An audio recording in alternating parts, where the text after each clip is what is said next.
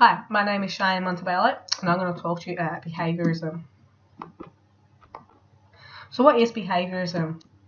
It is a learning theory which is based on the idea that behaviours can be controlled or modified based on the antecedents and consequence of a behaviour. So an antecedent is a stimulus that cues an organism to form a certain behaviour. When the organism perceives an antecedent stimulus, it behaves in a way that maximises a reinforcing consequence and minimises a punishing consequence. And a consequence occurs immediately after the behaviour, and it can be expected, unexpected, negative, positive, long-term or short-term. It is a result of a stimulus which causes a response and is determined by the environment. And the two forms of it is classical conditioning and operant conditioning. So the big four of behaviourism are Ivan Pavlov, Edward Thorndike, John Watson and B.F. Skinner. So just behaviourism in a nutshell, it can be measured, trained and changed based on a theory that all behaviours can be conditioned. When we are born, our mind is tabula rasa, which means we are born with a blank slate and can be changed. Our behaviour is based on experiences with the environmental stimuli. It is mainly concerned with observable behaviour as opposed to internal events like thinking. Behaviour can be shaped through positive and negative reinforcements. And punishment decreases the antecedent behaviour from continuously occurring in the future. So strengths and limitations of behaviour, and I'll just say a few, is scientific, supported by many experience, and we can compare between humans and animals. Limitations, it ignores biology, little free will, and it's reductionist. So classical conditioning, established by Ivan Pavlov, is the association between an automatic response with a new stimulus. So in short, it is when a learning theory is when two stimuli are linked together to produce a new response. So it happens in three stages: unconditioned stimulus and response, conditioned stimulus and response, and conditioned response. So Ivan Pavlov was established by looking at dogs and their reaction to salvation and food. So first he established a neutral stimulus, which is an event that has no effect on the organism. In this case, it was the fork sound against the tin.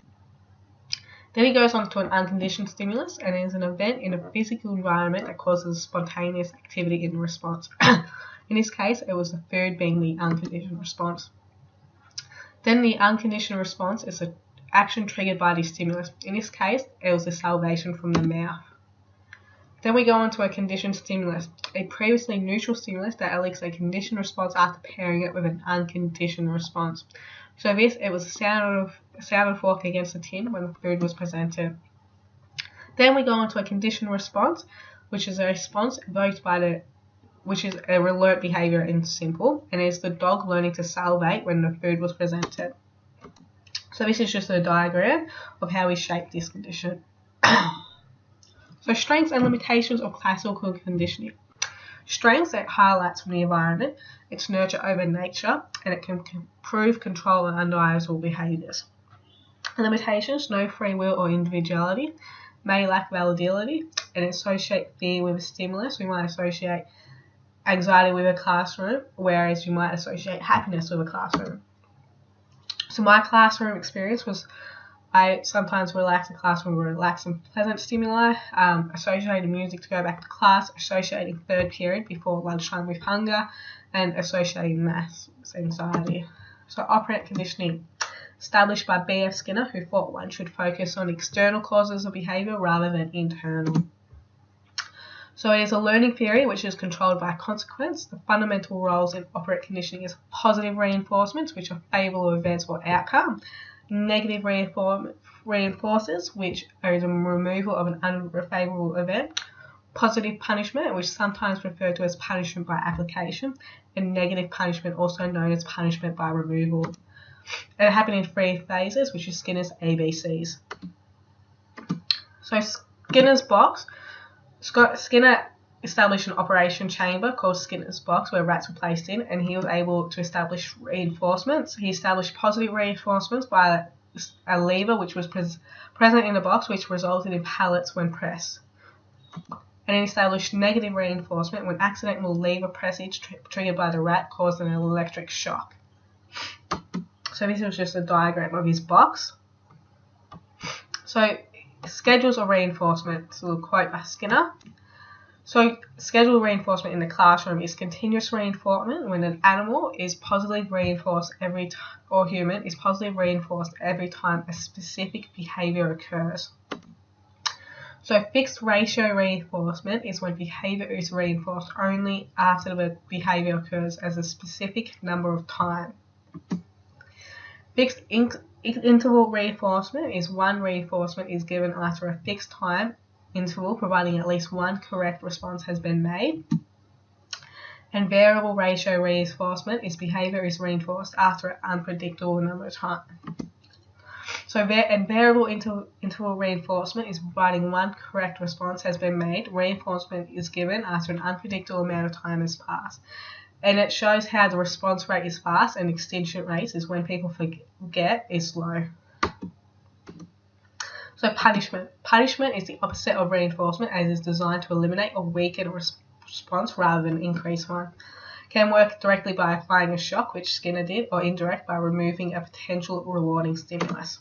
Shaping is the notion of behavior that is shaped through successive approximations. Complex behaviors can be achieved if rewards and punishments are delivered in such a way to encourage more from an organism closer and closer to desired behavior each time.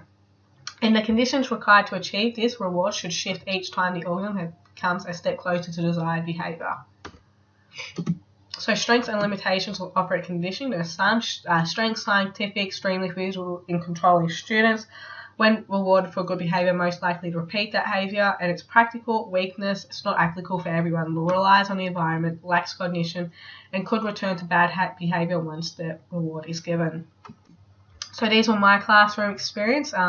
Being able to play games like Silent Ball, Dead Fish, being praised with lollies and chocolate, vocal praises, and then bad grades, losing privileges, free strike system, being removed from class, and detention. So in conclusion, behaviourism is a learning theory which its fundamental concern is based on the observable behaviour rather than internal thinking and motion. Two main aspects of behaviourism, classical conditioning and operant conditioning, both are determined by the environment and as a result of stimuli causing the result. Both are scientifically proven and used in today's science. And behaviourism relates to my beliefs as a teacher, as I find rewarding and punishing students a fundamental aspect of teaching. There are so many branches of behaviourism in which gives teachers advantage in shaping the way they want their students to behave, and behaviourism has been used for decades and it is a learning theory by science. Thank you for listening to my speech. I hope you're able to learn something about behaviourism.